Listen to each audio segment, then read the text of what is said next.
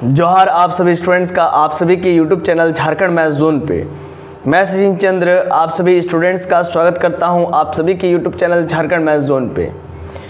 चलिए आज का जो लेक्चर है लेक्चर नंबर 44 है, ठीक है। लेकिन इस वीडियो लेक्चर को शुरू करने से पहले एक ज़रूरी और आवश्यक इन्फॉर्मेशन ये कि जो व्यूवर्स हमारे ब्लॉग वीडियोज़ को देखते हैं वे इस वीडियो को स्किप भी कर सकते हैं और अगर देखने की इच्छा है तो देख भी सकते हैं, कोई मनाही नहीं, ठीक है। तो आप देख सकते हैं ये लेक्चर नंबर 44 है। मैं आज स्टार्ट करने जा रहा हूँ लेक्चर नंबर 44 सेमेस्टर 2 के बच्चों के लिए। रियल एनालिसिस बुक का नाम है और चैप्टर का नाम है रियल नंबर और चैप्टर नंबर 1 है, ठीक है। और इसमें जो सबसे इम्पॉर्टेंट टॉपिक अगर देखा जाए इस चैप्टर में और भी बहुत सारा है, लेकिन उसमें से सेट बाउंडेड अबव भी है। मतलब कोई भी सेट को बाउंडेड अबव कब कहेंगे, ये भी एक बहुत इम्पॉर्टेंट टॉपिक है। बाउंडेड अबव सेट या सेट बाउंडेड अबव, इसको हम लोग कब कहेंगे, कोई भी सेट बाउंडेड अबव कब होता है, इस पर हम लोग बात करेंगे, ठीक है। तो चलिए आइए, सेट बाउंडेड अबव कब होता है यहाँ पर ध्यान दीजिए। डेफिनेशन में मैंने लिखा है let S be a non empty subset of R. तो सबसे पहले एक हमको अगर मान लीजिए कोई भी सेट अगर बाउंडेड अबव सेट है, कोई भी सेट अगर बाउंडेड अबव सेट है तो उस सेट को सबसे पहले नॉन एम्प्टी सबसेट होना पड़ेगा, यानी कि वो खाली नहीं होना चाहिए, उसके अंदर कुछ ना कुछ होना चाहिए और वो सबसेट भी होना चाहिए आर का, मतलब रियल नंबर का। सपोज कीजिए 1 से लेकर के मैं अगर 2 ले लेता हूँ, ठीक है, या फिर ऐसे 1 से लेकर के मैं 5 ले लेता हूँ, ठीक है, 1 से लेकर के 5, ठीक है। तो ये 1 से लेकर के 5 क्या है, सबसेट है रियल नंबर का, ठीक है, रियल नंबर का। क्योंकि रियल नंबर के जो रियल नंबर का जो सेट होता है, रेंज होता है, वो -∞ से +∞, तो -∞ से +∞ के बीच में ये चीज़ आ जाएगा। बात को समझिए मैं क्या कहना चाह रहा हूँ। 1 से लेकर के 5 जो है ये सबसेट हो जाएगा। रियल नंबर क्या होता है, तो -∞ से लेते हुए +∞ के बीच में, तो यानी कि इसके अंदर मेरा रियल नंबर है, ये रियल नंबर का है सेट, ठीक है। तो 1 से लेकर के 5 जरूर इसमें समा जाएगा, इस -∞ से +∞ के बीच में। तो वही बात है, कोई भी अगर सेट बाउंडेड अबव सेट बनना चाहता है तो सबसे पहले उस सेट को नॉन एम्प्टी बनना पड़ेगा, यानी कि कुछ ना कुछ उसमें रहना चाहिए। ऐसा नहीं है कि 5 सेट ले लेते हैं, ये तब तो एम्प्टी सेट हो गया, इसमें सिर्फ 5 है और कुछ नहीं है, ठीक है। तो ये तो एम्प्टी सेट हो गया। तो या फिर ऐसा हम लोग नहीं ले सकते हैं, एम्प्टी सेट कुछ नहीं है, खाली है, ठीक है ना, कुछ नहीं है, खाली है। इसमें तो एम्प्टी भी है, समझे कि नहीं समझे। तो याद रखिएगा, तो कहने का मतलब अगर एम्प्टी सेट होता है तो हम लोग ऐसे नहीं लिखते हैं, 5 = ये कहते हैं या फिर नल सेट कहते हैं एम्प्टी सेट को।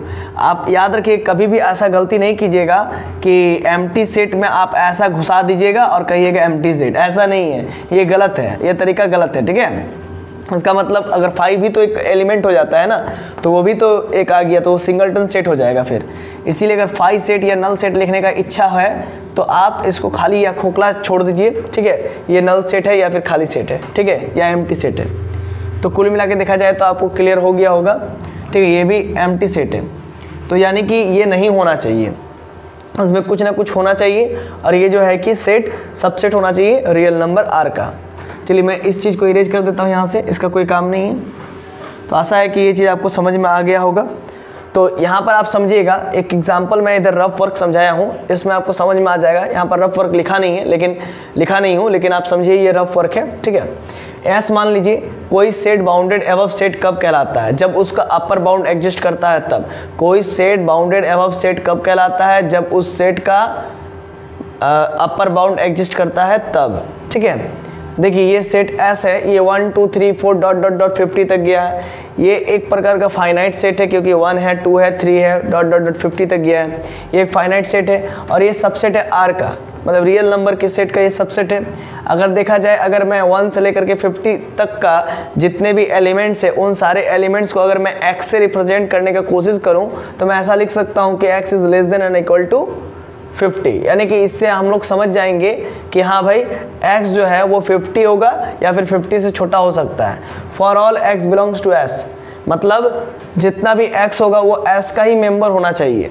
यहाँ पर ऐसा नहीं है कि अगर आप कहिएगा x is less than equal to 50 है तो 1 से भी तो छोटा कुछ भी हो सकता है ना, 50 से छोटा तो 1 भी हो सकता है।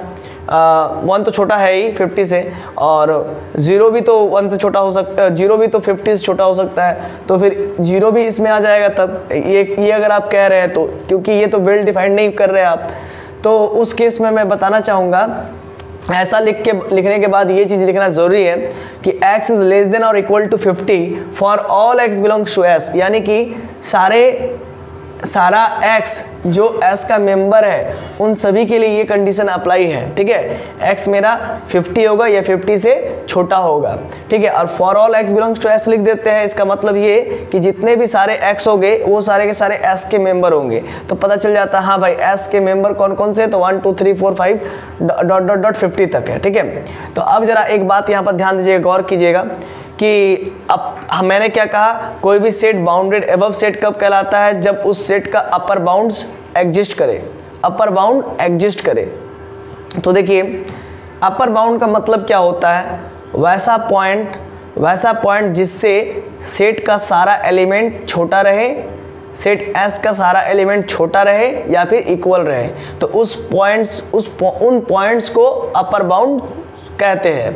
तो अगर मैं बात करूं कि सेट S में ऐसा कौन सा पॉइंट है जिस पॉइंट से सेट S का सारा एलिमेंट छोटा है या इक्वल है, तो ऑब्वियस सी बात है 50 जो है कि इन सारे एलिमेंट से बड़ा है, और 50 से ये सेट S का सारा एलिमेंट छोटा है या फिर इक्वल है। इक्वल कैसे, तो ये इक्वल कैसे, तो 50 खुद इस सेट का मेंबर है, इसीलिए इस सेट का सारा एलिमेंट 50 से छोटा है या फिर इक्वल है 50 के, इसीलिए 50 मेरा अपर बाउंड है। तो सर 51 हो सकता है क्या अपर बाउंड, ऑब्वियस सी बात है 51 भी हो सकता है अपर बाउंड, क्योंकि 51 से भी सेट S का सारा मेंबर छोटा है।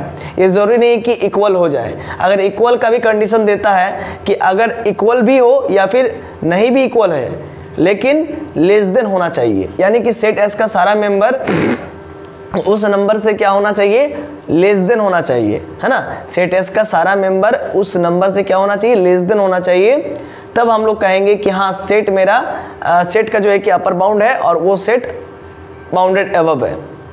तो देखिए 1 जो है कि मेरा 50 से छोटा है, 2 जो है कि मेरा 50 से छोटा ...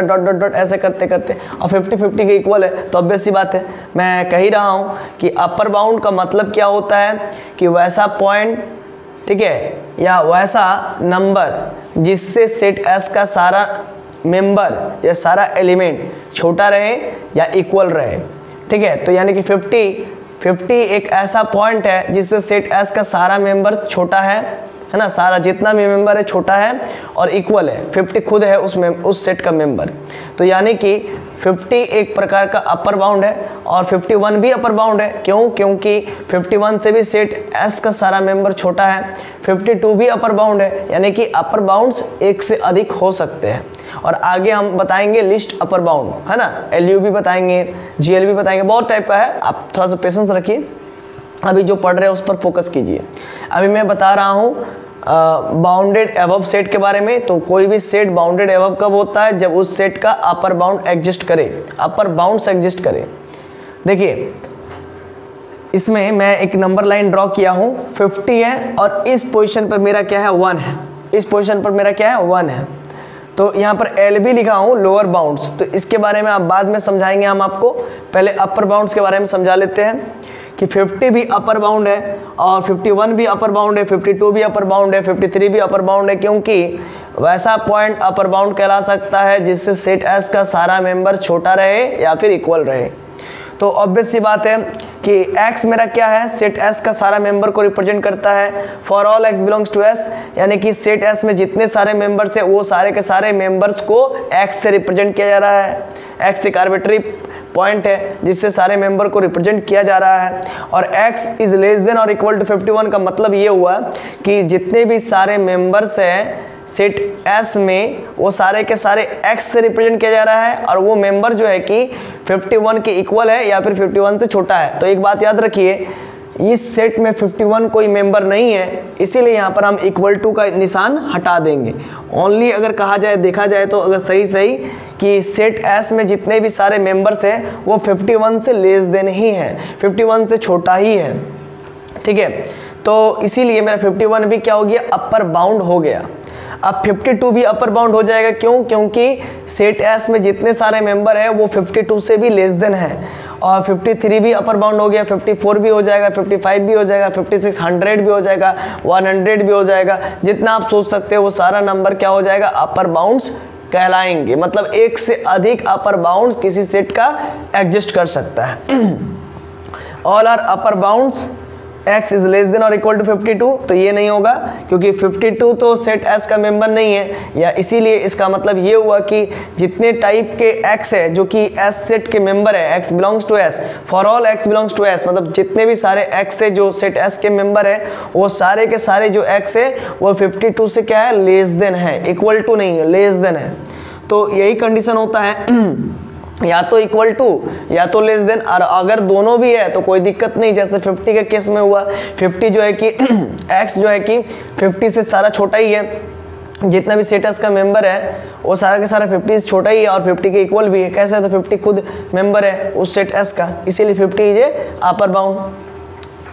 अब देखिए, सिंस 50 लेस देन 49, अब समझाते हैं इस बात को क्या है।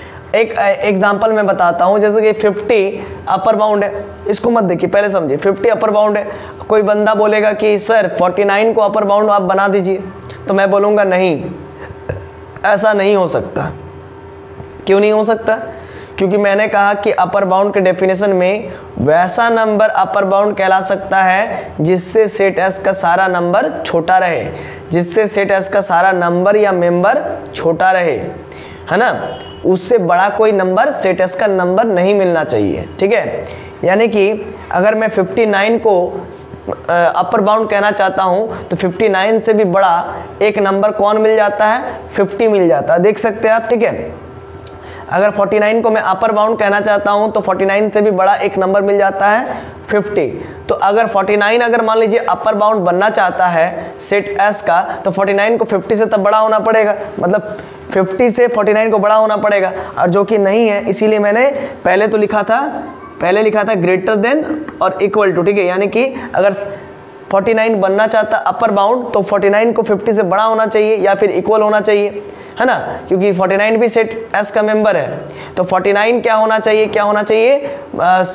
पूरे सेट में जितने भी नंबर से या मेंबर से वो सबसे वो बड़ा होना चाहिए, या वो 49 सेट एस के मेंबर्स के इक्वल होना चाहिए।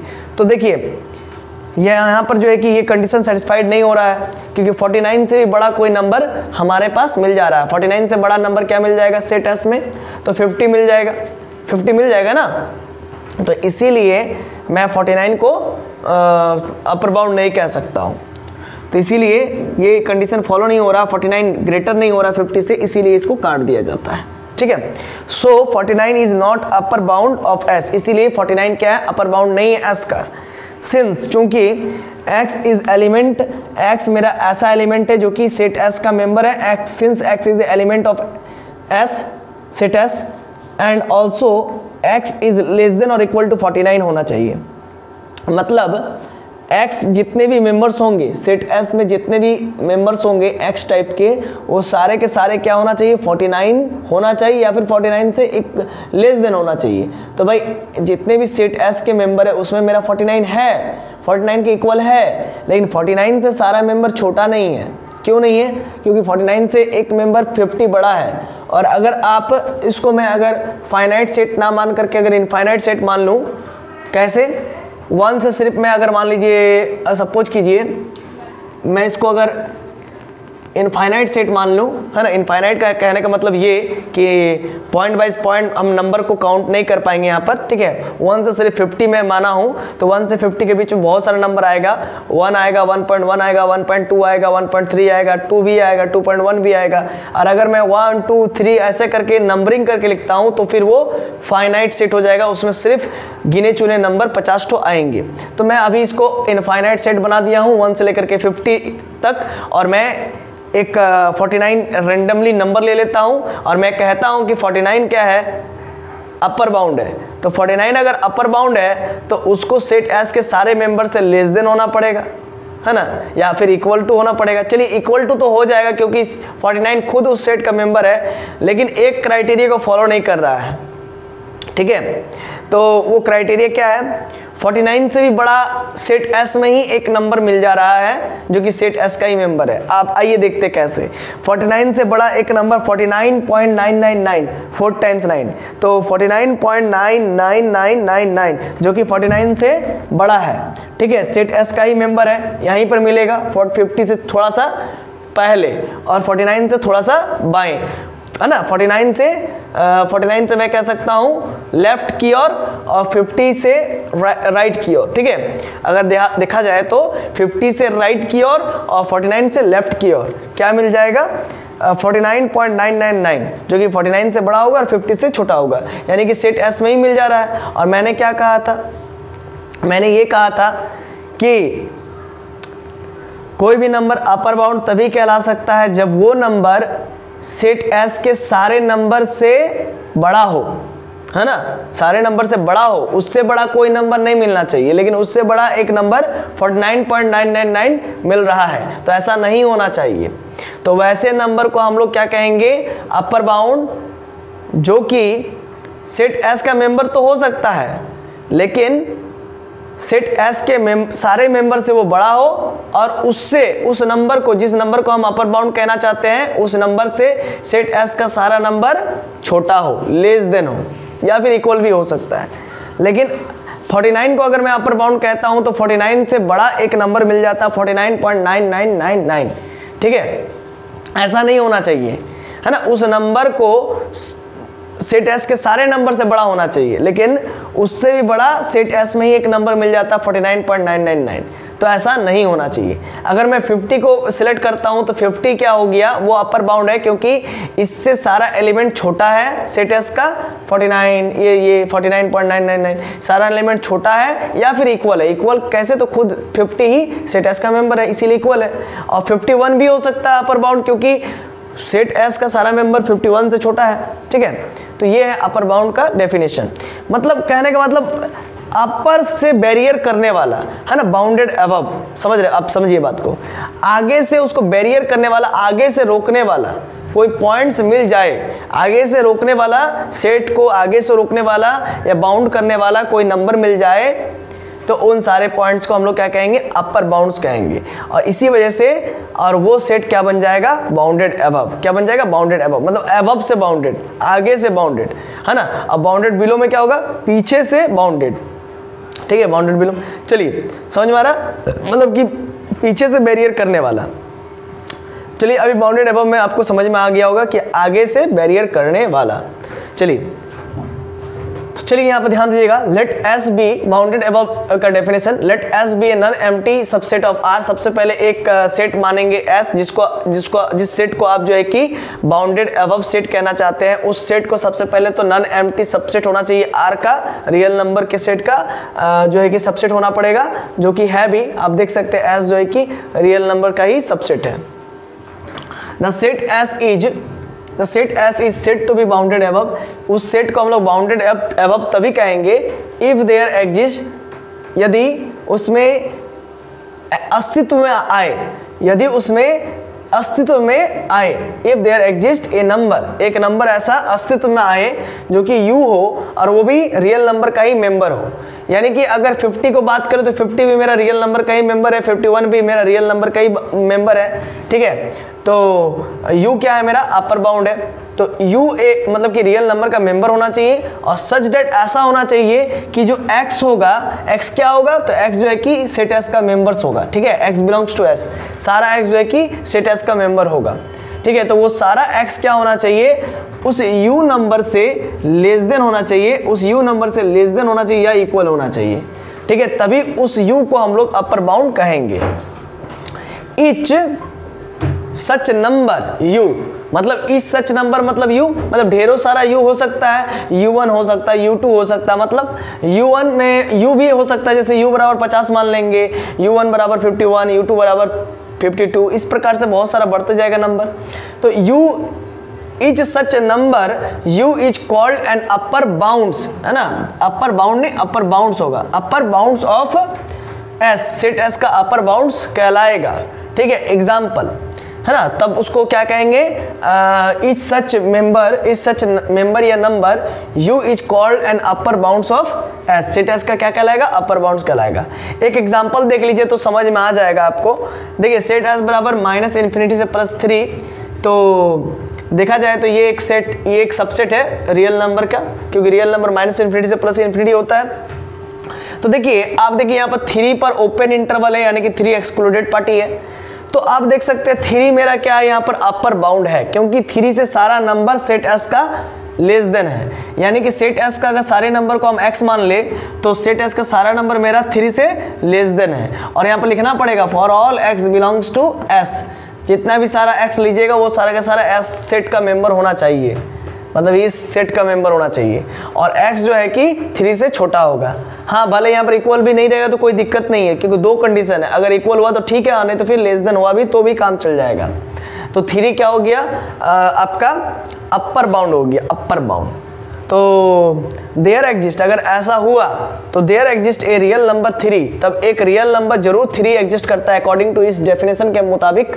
ठीक है, यहाँ पर क्या था, u belongs to real number, u क्या होना चाहिए, अपर बाउंड को रियल नंबर का मेंबर होना चाहिए। और चूंकि हम लोग रियल एनालिसिस पढ़ रहे हैं तो रियल नंबर ही रहेगा, लेकिन तो भी लिख दिया गया है कि u जो अपर बाउंड होगा वो रियल नंबर का मेंबर होगा। इसीलिए यहाँ पर लिख दिए अगर ऐसा होता है s बराबर -∞ से 3 होता है, ये सबसेट होता है रियल नंबर का, तो देयर एग्जिस्ट, तब जरूर एग्जिस्ट करेगा एक रियल नंबर 3। यहाँ पर 3 एग्जिस्ट कर रहा है सच डेट की x जो होगा, x जो होगा सारे एलिमेंट को रिप्रेजेंट कर रहा है सेट s का, और वो जो x होगा वो लेस देन 3 होगा for all x belongs to s। जितने के सारे x हैं वो मेरा सेट s का मेंबर है। ठीक है, और वो सारा x जो है कि लेस देन 3 है, वो सारा x क्या है, लेस देन 3, मतलब 3 से लेस देन है। सारा s क्या है, सारा x क्या है, वो लेस देन 3। जितने भी सारे सेट s के मेंबर है वो x है, यहाँ पर x है और वो 3 से छोटा है, इसीलिए 3 क्या हो गया, अपर बाउंड हो गया। अपर बाउंड किसको कहते हैं, तो वैसा नंबर जिससे सेट s का सारा मेंबर लेस देन रहे या फिर इक्वल रहे। ठीक है, तो यहाँ पर लेस देन है सारा मेंबर सेट s का। नोट x बराबर 3, सिंस x बराबर 3 इज एक्सक्लूडेड पार्टी। आप देख सकते हैं x बराबर 3 एक्सक्लूडेड पार्टी है, सेट s का मेंबर नहीं है। Therefore 3 is an upper bound, आप कह सकते हैं 3 आपका क्या अपर बाउंड ऑफ s कह सकते हैं। क्यों, क्योंकि सेट s का सारा मेंबर 3 से लेस देन है ना। यहाँ पर अगर बात करेंगे यहाँ पर 2 होगा तो 2 मेरा 3 से छोटा है, 2.9 होगा, 2.999 होगा, वो भी 3 से मेरा छोटा है, इसीलिए मेरा जो है कि 3 अपर बाउंड है। अगर -∞ का बात करेंगे तो वो भी मेरा 3 से लेस देन है, -∞ भी जो है कि लेस देन है 3 से। ठीक है, इसीलिए 3 अपर बाउंड है, और 4 भी मेरा अपर बाउंड हो जाएगा। क्यों, क्योंकि उससे भी सेट s का सारा मेंबर छोटे हैं, लेस देन है। अब चलिए, therefore 3 is an upper bound of s and s is bounded above. तो अब जब 3 अपर बाउंड हो गया सेट s का, तो s क्या हो जाएगा, s इज बाउंडेड अबव हो जाएगा, s सेट क्या हो जाएगा, वो बाउंडेड अबव हो जाएगा। जब भी कभी किसी भी सेट में अपर बाउंड्स मिल जाता है तो फिर वो सेट बाउंडेड अबव कहलाता है। s इज बाउंडेड, इसीलिए है ना, and s is bounded above set. यहाँ पर सेट लिख सकते हैं, यहाँ पर है ना, तो यहाँ पर जगह नहीं था, स्पेस नहीं था, मैंने नहीं लिखा। एंड 4 5 6 7, 3 तो हुआ ही हुआ, साथ में 4 भी होगा, 5 भी होगा, 6 भी होगा, 7 भी होगा, और also upper bounds of set s। तो ये सारे के सारे 4 5 6 7 ये सारे के सारे क्या अपर बाउंड्स है सेट s के।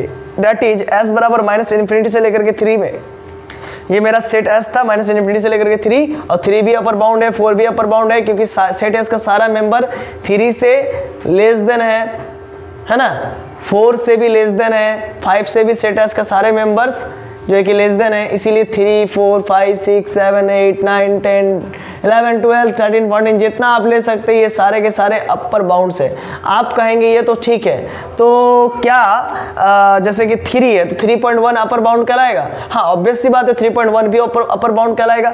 तो क्या 3.3 भी अपर बाउंड कहलाएगा? हाँ, ऑब्वियस सी बात है वो भी कहलाएगा। 4.1 हाँ वो भी कहलाएगा, 4.999 वो भी कहलाएगा, क्योंकि 4.999 से भी सारे मेंबर्स लेस देन है। देखिए अपर बाउंड क्या होना चाहिए, अपर बाउंड मेरा कहा दिया है कि अपर बाउंड मेरा रियल नंबर का मेंबर होना चाहिए, मतलब अपर बाउंड रियल नंबर में बिलोंग करना चाहिए। तो 4.999 भी तो रियल नंबर का मेंबर है, वो भी उसमें भी 4.999 भी तो रियल नंबर R में बिलोंग करता है, इसीलिए 4.999 भी क्या होगा, अपर बाउंड हो जाएगा। ठीक है, क्योंकि 4.999 से भी सेट एस का सारा मेंबर्स लेस देन ही है। ठीक है, तो बहुत टाइप का ऐसा है। ठीक है, क्वेश्चंस वगैरह इसमें बहुत टाइप का क्वेश्चंस है, तो उसको मैं नेक्स्ट वीडियो में लेक्चर नंबर 45 में आपको बतलाऊंगा। ठीक है, आपने हमारे वीडियो को इतना देर तक देखा, एंड तक देखा, इसके लिए बहुत बहुत धन्यवाद। ठीक है, और इसका नोट्स आप कर लीजिए, बढ़िया से नोट कर लीजिए। अगर एग्जाम में आए तो आपको यही लिखना है। ठीक है, यही वाला डेफिनेशन लिखना है। यहाँ से देखिए, यहाँ से ले करके ये वाला डेफिनेशन आपको लिखना है। हालांकि डेफिनेशन वगैरह याद करने की जरूरत नहीं है, आपको समझने पर होता है। अगर आपको समझ में आ गया हो और अगर आपका इंग्लिश ठीक है तो आप खुद से भी बना करके लिख सकते हैं। तो दोस्तों चलिए, अभी तक आपने हमारे वीडियो को इतना देर तक देखा, इसके लिए बहुत बहुत धन्यवाद। चलिए मिलते हैं नेक्स्ट वीडियो में, तब तक के लिए जोहार।